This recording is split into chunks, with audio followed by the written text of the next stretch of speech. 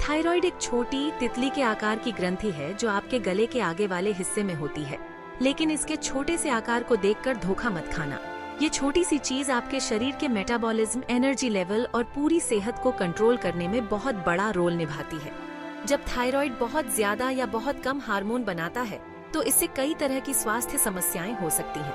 Thyroid की बीमारियां आम हैं, खासकर महिलाओं में। दरअसल पुरुषों के मुकाबले महिलाओं को थायराइड की समस्या होने की संभावना 5 से 8 गुना ज्यादा होती है। ये असंतुलन किसी भी उम्र में हो सकता है, लेकिन यौवन, गर्भावस्था और रजोनिवृत्ति के दौरान ज्यादा होता है। ये वो समय होता है जब एक महिला के शरीर में हार्मोन में काफी बदलाव होते हैं। थायराइड की बीमारियों को समझना अपनी सेहत पर नियंत्रण रखने की दिशा में पहला कदम है। इसके लक्षणों, कारणों और उपलब्ध इलाजों के बारे में जानकर आप अपनी सेहत के बारे में सही फैसले ले सकते हैं। याद रखें, आप खुद अपने सबसे अच्छे सलाहकार हैं। यह पूरी गाइड आपको थायराइड की सेहत की पेचीदगियों से निपटने के लिए जानकारी और तरीके बताएगी। साथ मिलकर हम आम मिथकों को दूर करेंगे, असरदार इलाज के तरीकों के बारे में जानेंगे और आपको एक खुशहाल और संपूर्ण जीवन जीने के लिए सशक्त बनाएंगे। थायराइड की बीमारियों का पता लगाना मुश्किल हो सकता है क्योंकि इसके लक्षण अक्सर दूसरी बीमारियों जैसे ही होते हैं। अपने शरीर में हो रहे बदलावों को समझना और संभावित चेतावनी संकेतों को पहचानना बहुत जरूरी है। थायराइड के असंतुलन के कुछ आम लक्षण इस प्रकार हैं। बिना किसी वजह से वजन बढ़ना या डाइटिंग और एक्सरसाइज करने के बाद भी वजन कम न होना हाइपोथायरॉयडिज्म या थायराइड के कम एक्टिव होने का संकेत हो सकता है। इसके विपरीत हाइपरथायरॉयडिज्म या थायराइड का ज्यादा एक्टिव होना से अचानक वजन कम हो सकता है। अच्छी नींद लेने के बाद भी लगातार थकान और सुस्ती महसूस होना हाइपोथायरॉयडिज्म का संकेत हो सकता है। वहीं दूसरी ओर हाइपरथायरॉयडिज्म से घबराहट, बेचैनी और नींद न आने की समस्या हो सकती है। थायराइड हार्मोन हमारे मूड को कंट्रोल करने में भूमिका निभाते हैं। हाइपोथायरॉयडिज्म की वजह से डिप्रेशन, चिड़चिड़ापन और ध्यान केंद्रित करने में परेशानी हो सकती है। हाइपरथायरॉयडिज्म बेचैनी और मूड स्विंग्स के रूप में सामने आ सकता है। अपने आसपास के लोगों की तुलना में अगर आपको ज्यादा ठंड या गर्मी लगती है तो यह थायराइड के असंतुलन का संकेत हो सकता है। हाइपोथायरॉयडिज्म से अक्सर ठंड ज्यादा लगती है, जबकि हाइपरथायरॉयडिज्म से ज्यादा पसीना आ सकता है और गर्मी बर्दाश्त नहीं होती है। थायराइड की बीमारियों के होने के पीछे कई कारण हो सकते हैं और कुछ लोगों को ये बीमारी आनुवांशिक रूप से होती है। इन कारणों को समझने से आपको अपने स्वास्थ्य के बारे में सही फैसले लेने में मदद मिल सकती है। थायराइड की बीमारी के कुछ संभावित कारण इस प्रकार हैं। थायराइड की बीमारियों का सबसे आम कारण एक ऑटोइम्यून डिसऑर्डर है, जिसमें शरीर का इम्यून सिस्टम गलती से थायराइड ग्रंथि पर हमला करता है। हाशिमोटो थायराइडिटिस, जिससे हाइपोथायरॉयडिज्म होता है, और ग्रेव्स रोग, जिससे हाइपरथायरॉयडिज्म होता है, ऐसी ही 2 ऑटोइम्यून स्थितियां हैं। आयोडीन एक जरूरी मिनरल है जो थायराइड हार्मोन बनाने के लिए जरूरी होता है।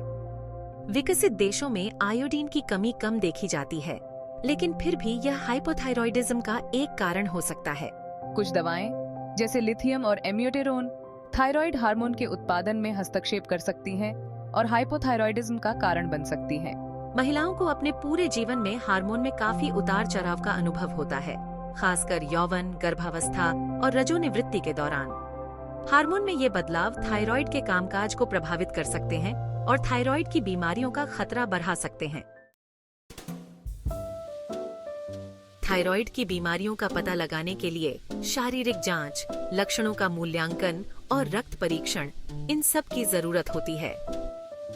आपका डॉक्टर आपसे आपके मेडिकल इतिहास, परिवार में थायराइड की समस्याओं के इतिहास और आपके द्वारा अनुभव किए जा रहे किसी भी लक्षण के बारे में पूछेगा। शारीरिक जांच में यह देखने के लिए आपकी गर्दन की जांच की जाएगी कि थायराइड ग्रंथि में सूजन है या ये बड़ी तो नहीं है। डॉक्टर अन्य लक्षणों का भी आकलन करेंगे, जैसे हृदय गति में बदलाव, रक्तचाप और रिफ्लेक्सेस। थायराइड की बीमारी की पुष्टि करने और उसके प्रकार और गंभीरता का पता लगाने के लिए रक्त परीक्षण बहुत जरूरी है। ये परीक्षण आपके रक्त में थायराइड हार्मोन T3 और T4 और थायराइड उत्तेजक हार्मोन या TSH के स्तर को मापते हैं। TSH पिट्यूटरी ग्रंथि द्वारा निर्मित होता है और थायराइड को हार्मोन बनाने का संकेत देता है। इन हार्मोन के असामान्य स्तर थायराइड के ज्यादा या कम एक्टिव होने का संकेत दे सकते हैं। आपका डॉक्टर सटीक निदान करने के लिए आपके लक्षणों और मेडिकल इतिहास के साथ रक्त परीक्षण के परिणामों की व्याख्या करेगा। स्वस्थ थायराइड के लिए जीवन शैली में बदलाव। जीवन शैली में सकारात्मक बदलाव करने से आपके थायराइड स्वास्थ्य पर असर पड़ सकता है। तनाव प्रबंधन, योग, ध्यान, गहरी सांस लेने के व्यायाम शामिल करें। नियमित व्यायाम, सप्ताह के ज्यादातर दिनों में 30 मिनट व्यायाम का लक्ष्य रखें। अच्छी नींद, हर रात 7 से 9 घंटे की नींद लें। भाग 6, भोजन थायराइड संबंध। बेहतर कामकाज के लिए अपने शरीर को पोषण दें। आप जो भोजन करते हैं वह आपके थायराइड स्वास्थ्य को सहारा देने में बहुत बड़ी भूमिका निभाता है। पोषक तत्वों से भरपूर आहार थायराइड के बेहतर कामकाज के लिए जरूरी विटामिन और खनिज प्रदान कर सकता है। सेलेनियम से भरपूर खाद्य पदार्थ। सेलेनियम एक ट्रेस मिनरल है जो T4 को, जो कि निष्क्रिय थायराइड हार्मोन है, T3 सक्रिय थायराइड हार्मोन में बदलने के लिए बहुत जरूरी है। अपने आहार में सेलेनियम से भरपूर खाद्य पदार्थ शामिल करें, जैसे ब्राजील नट्स, टूना, सार्डिन, अंडे और मशरूम। जिंक से भरपूर खाद्य पदार्थ। जिंक थायराइड हार्मोन उत्पादन और चयापचय के लिए एक और जरूरी खनिज है। अपने भोजन में सीप, कद्दू के बीज, बीफ, छोले और दाल जैसे जिंक से भरपूर खाद्य पदार्थ शामिल करें। आयरन से भरपूर खाद्य पदार्थ। आयरन की कमी थायराइड हार्मोन के उत्पादन को खराब कर सकती है। रेड मीट, पालक, दाल, टोफू और डार्क चॉकलेट जैसे आयरन से भरपूर खाद्य पदार्थों का सेवन करें। आयरन के अवशोषण को बढ़ाने के लिए आयरन से भरपूर खाद्य पदार्थों को विटामिन सी से भरपूर खाद्य पदार्थों के साथ मिलाएं। आंत का स्वास्थ्य थायराइड के कार्य सहित संपूर्ण स्वास्थ्य के लिए एक स्वस्थ आंत माइक्रोबायोम बहुत जरूरी है। प्याज, लहसुन, लीक, शतावरी और केला जैसे प्रीबायोटिक युक्त खाद्य पदार्थों से अपनी आंत को पोषण दें।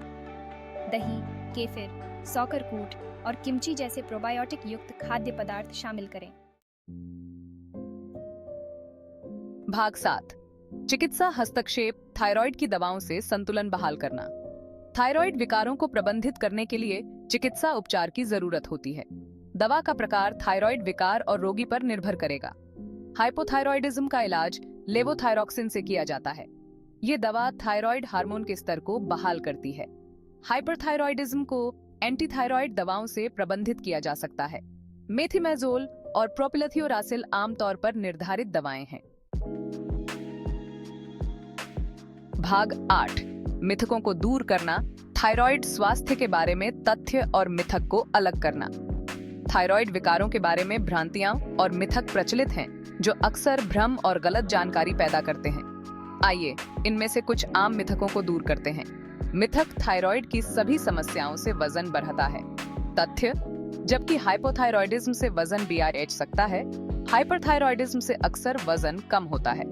अकेले वजन में बदलाव थायराइड विकार का एक विश्वसनीय संकेतक नहीं है।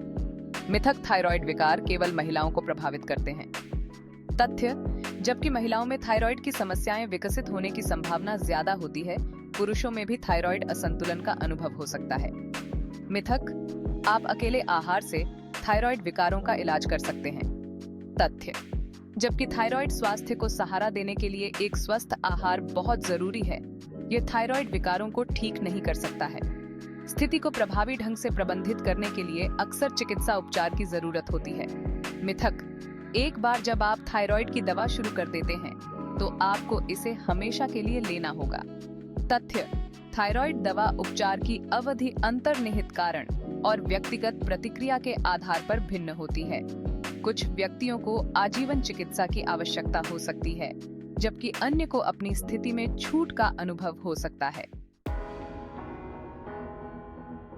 भाग 9, प्रारंभिक पहचान का महत्व। महिलाओं को नियंत्रण करने के लिए सशक्त बनाना। जटिलताओं को रोकने और दीर्घकालिक स्वास्थ्य परिणामों में सुधार के लिए थायराइड विकारों का जल्द पता लगाना और उपचार बहुत जरूरी है।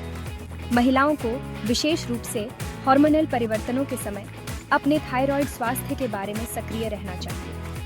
अपने शरीर के संकेतों पर ध्यान दें और अगर आपको कोई भी लगातार लक्षण दिखाई देते हैं जो आपको परेशान करते हैं तो चिकित्सीय सलाह लें। शीघ्र निदान समय पर हस्तक्षेप की अनुमति देता है, जो स्थिति को बढ़ने से रोक सकता है और संभावित जटिलताओं को कम कर सकता है।